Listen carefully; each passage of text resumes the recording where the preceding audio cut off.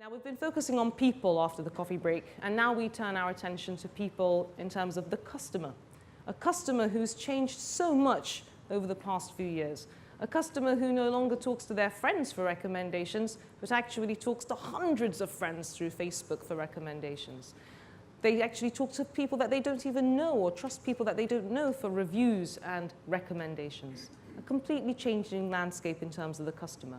Now, how well do we know this customer as an industry? And how well equipped are we to actually work with the customer?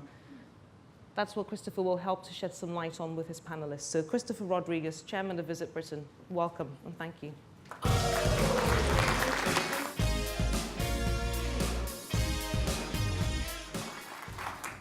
We have 20 minutes before the Minister arrives, the Secretary of State arrives, I should say, so we should get straight on with this. So can I ask Jim Eccleston and Nigel Huddleston to join me on stage?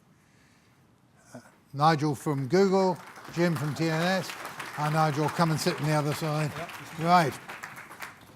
Okay, so we have 20 minutes, we'll get into this pretty rapidly if we may. We're in a world of mobile and tablets.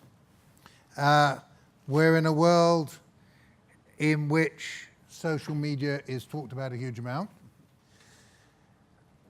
We're in a world in which used to be about travel agents giving people access to tickets and hotel rooms and their own personal information, the little black book that the best travel agents had. And now it's all there. Well, most of it's there. But the consumer's changed and the consumer wants experiences, even more than they used to do. And experiences that sometimes include being in a place where you don't get email, because that is a great vacation. What I'd like to do is to try and, in this very short period of time, look at this from three separate lenses. From what's happening, first of all, in terms of social media usage by our customers. Secondly, what it's happening at the other end of the spectrum, how social media is changing the way, and the digital age is changing the way that service providers provide their service. And then look at the vexing world for some of what's happening to intermediaries, because arguably that's what's changing most. So maybe, why don't we start with customers? Jim, you spend a lot of time talking to them, listening to them. What's the heads up? You're right, that is our business at TNS. We spend all our time speaking to travellers and holiday makers and consumers generally. One of the key things that comes across is that there is undoubtedly a bit of a gap between what the consumer is looking for and what the end suppliers are often providing. Not always the case. A lot of companies and organisations are very good at listening to their consumers. But undoubtedly, there has been an issue within the tourism industry in this country where quite often the views of the consumer are not always taken into account. Lots of organisations spend lots of money undertaking consumer research with people like ourselves, I'm pleased to say. Long may that continue. But not always acting on the results, or not always asking the right questions, or really understanding what is it that we need to do.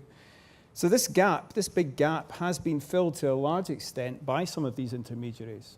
In recent years, the TripAdvisors and so on play a very important role. But there's a real potential, there has been a real potential for a number of years for social media in particular, digital technology to fill that gap and help the two ends of the spectrum start engaging a bit more with each other. And I think that's starting to happen.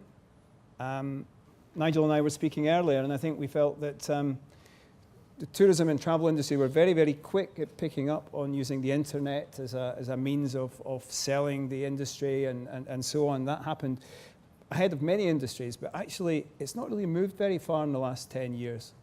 There's still the same old things going on.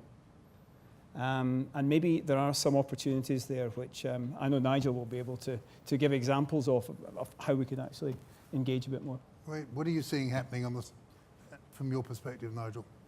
Well, obviously, online, I mean, we've heard all these figures about the growth of the travel sector globally, and actually it's important to note that the online sector is growing at double the pace of the offline sector. So, you know, we know travel is going online globally, I mean, and the pace of change as well in some of the emerging economies is even greater than we're seeing here. I do think it's... But not evenly. No, not evenly at all. I mean, 85% of TUI bookings in Scandinavia are online, 45% in the UK and 20% in Germany. You see, and there's the trick actually, and I think this is one of the key things. The customer journey in terms of their, you know, what's the customer doing at the moment in terms of thinking at the early stages, maybe I'm going on holiday on a business trip.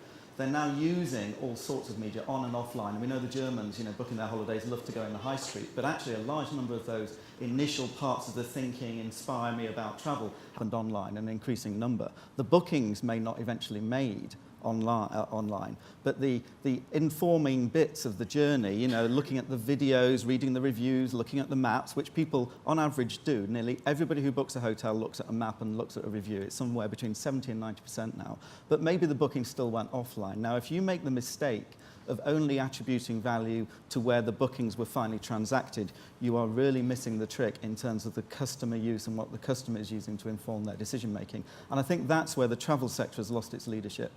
Not consistently, because actually the aggregators are doing a great job at looking at that journey. So where do you think the travel sector could go and should go? And is there a difference in your mind between what is the interest of, the predominant interest of people in any market, which is domestic, and international? Yeah.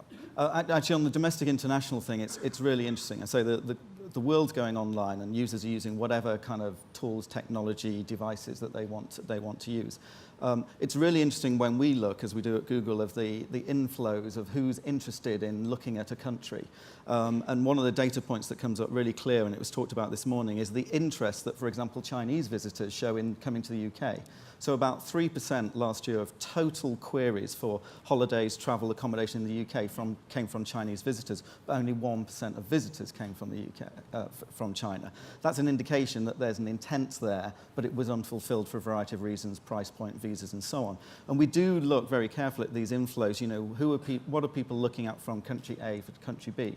And those kind of trends, and being on top of those trends, is really important for business decision making. Where do I want to put another hotel? You know, the pipeline element. You know, and obviously we can see quite early on interest in a certain resort, a certain area, a certain country growing at a pace, and that has implications for building a new hotel or even a new airline or a new route. So that kind of flow of information is key. And it's quite easy now in this day and age to track that information. Google provides a lot of that information for free on a Google Trends device, for example. You can just go online and look in Google Trends, and you can put in the name of your hotel, and you can see where those queries are coming from. So that information's out there. The question is, are people intelligently using that information? Yes, I mean, Tim Zagat I always remember Tim Zagat saying that one of the most important things that he'd suddenly seen happening was the distinction between hoteliers who were looking at the Ziggo Feedback and asking the question what went right or wrong on Saturday night, and those who said, well, it's just one of those other things, and sometimes I get a good rating and sometimes I don't. There's the feedback loop seems to be being used in many markets. Yeah. But are you seeing, do you think that the opportunity, you know, when you talk about the aspiration to visit a destination, and increasingly, I mean, in my day job in tourism, NTOs, I think, national tourism organizations, have to completely rethink what they are in the digital age. Yeah. Because I mean, it's only 4 secretaries of state ago that I was asked by one, why do you have offices on high streets delivering brochures? And I had to explain that we didn't. Fortunately, I have a Secretary of State now who does understand this. Yeah. But long distance use versus domestic. I mean, it always seems to me that the domestic opportunity is huge because people understand their own country. They understand trains, they understand roads, they understand the rules. And so the opportunity to distribute product, that's me, the opportunity to distribute product to improve occupancy rates, to deal with flat seasons is all there. Yeah. Are you seeing people taking advantage of those opportunities? Yeah, I mean, obviously we're all aware of the rise in the staycation from 2008-2009 period.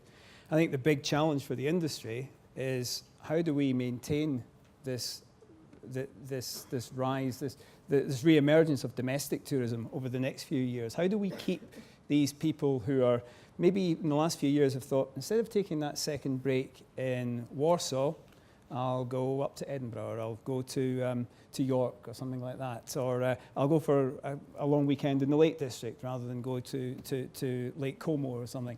How do we maintain that? And we're in a really strong position now because organisations, DMOs, national tourism organisations, hotels, everybody has got much better databases. We've got information about all these people that we didn't have many years ago. Mm-hmm. We can engage with these people. We can engage with these consumers directly.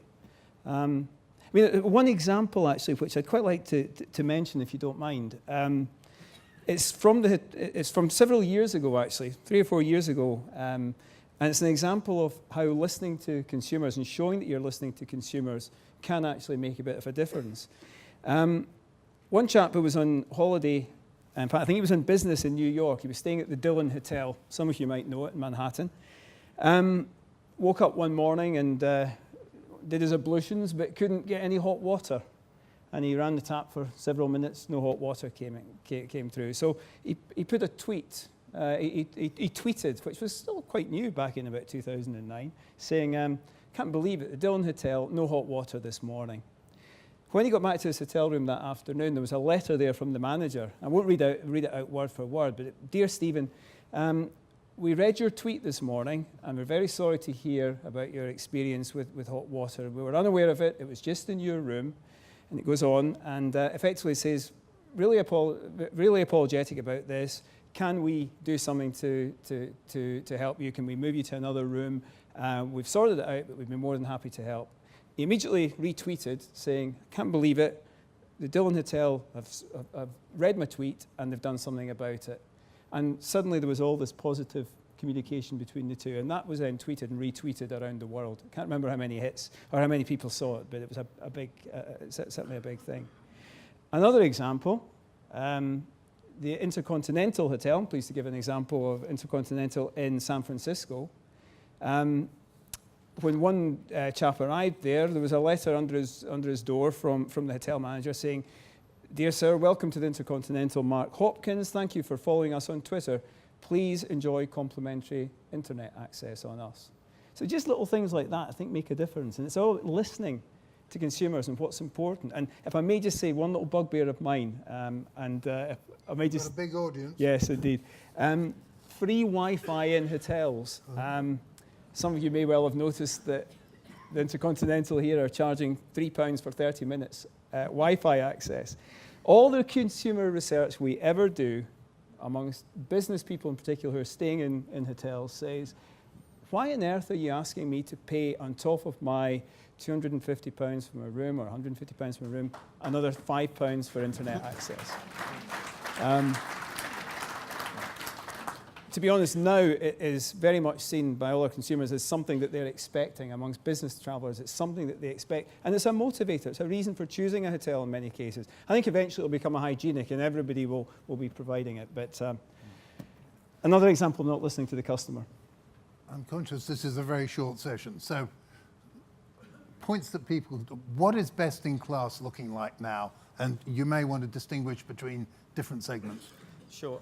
I think the key thing is, in the social media space, is that it's the same. It's basically user behaviour, same human behaviour, in a different channel and using different devices. But at the end of the day, don't be scared of it, because it's just the same thing. And I think the message is, do the same thing online as you would offline. So that means don't crash a party and do the dad dancing and try and sell stuff to people. And in fact, actually, the conversation's about, hey, let's have an exciting discussion about where to go on holiday next year. Don't look at all of these channels as a direct response, got to get the booking. It's brand building. And actually that's where the travel sector has lost its leadership, and why actually companies like Cadbury's are the ones, in terms of social media, that this audience could probably take some lessons from. They're building great brand presence online. They're in a conversation. They're discussing things. They're sharing. They're inspiring. in Cadbury's, just chocolate products in a way that actually is really quite inspiring. And so I think, the lesson I say, the key thing is don't crash the party if you're not invited, and then behave in a normal way. Don't do embarrassing things, don't say embarrassing things, add value to the conversation. So in the social media space, what's really interesting in travel is it's not the, here's the discount, here's the booking link. It's the, look at this amazing photo of this amazing interior, or look at the pool scene here in a video, or look at this fantastic place that nobody's ever seen before, a new and emerging destination, and inspire people, and then follow on that engagement with the process to get them to the booking point. But don't try and go in there, crash the party, and try and sell them things straight away, because that's not what social media is about. So I have to ask this question, A, because I was asked to, and B, because you're here. Are you a friend or an enemy? A lot of people in the audience aren't quite sure. Yeah, I mean, absolutely a friend. I can tell you what we're trying to do in the travel space at Google is get the user, our focus is absolutely always on the user, by the way, get the user from intent to action as quickly as possible. So if they're thinking about traveling, how quickly can we get them from that point of, oh, I'm thinking about going here, to pressing that booking button and then actually traveling?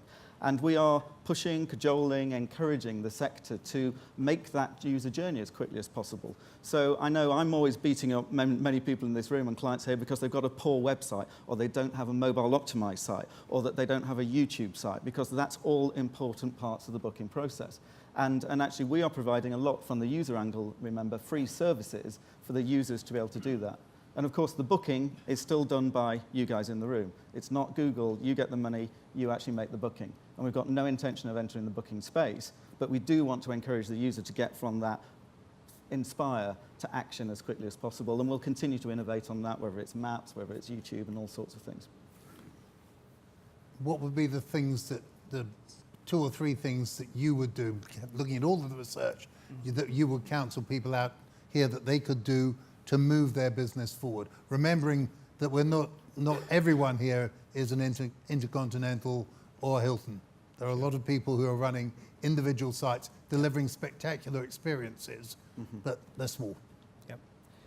Main message is listen to your customers, listen to the consumer, by whatever means, and Google and so on provide lots of channels to enable you to do that. Nigel's certainly not the enemy. That's another one, a marketing channel. Have a joined up approach to your marketing and your communications. It's not an alternative, it's part of your overall communications. And it's really important that everybody, no matter how big or how small, does that. The bigger hotel chains are moving more in towards branding and so on, and are offering something that will be probably very different in 10 years' time. There's going to be a space in there for the smaller operators as well to really develop something that's unique and that's personal and so on. Now, that doesn't mean that you don't use new technology. It still amazes me that very few hotels enable you to check in online using your mobile. Why not? We've been doing it with airlines for many, many years. And again, our research has said this on several occasions. When I'm on business, I want to come into the hotel, check in very, very quickly and easily. I'm not too bothered on that occasion about getting the personal service. I want that when I'm there with my family. But can I not check in online? Can I not check out online? Could I use my mobile phone as a room key, for example? There's lots of technology that's already available that can do that. One other thing I should say, thank you everybody who took part in the poll that we did on behalf of BHA before the event. A lot of you took a lot of time to provide your opinions, and a lot of the things I'm saying here reflect some of the things that people were saying in there about new technology and so on, and the importance of mobile technology in particular for the industry to really grasp this. For many people, the mobile phone is an extension of their left or their right arm. It's something that you use, that you're connected. A lot of people are connected all the time. That's going to continue. And use Google+, Facebook, whatever. Use these tools with your business to really engage with your customers. Perfect. I think I see my Secretary of State in front of me, so I suspect, Ufi, that we should move on. Can I take this moment to thank Jim and Nigel very much for this all too brief appearance on stage. Thank you all very much. Thank you.